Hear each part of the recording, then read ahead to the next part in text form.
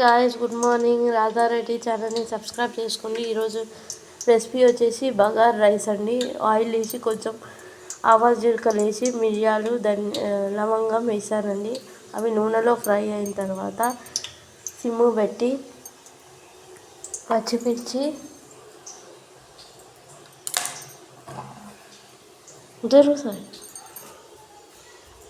పచ్చిమిర్చి తీసుకోవాలి.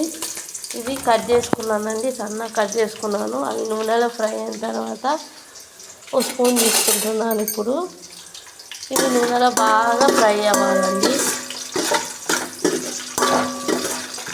నూనెలో ఫ్రై అయిన తర్వాత కొంచెం నీళ్ళు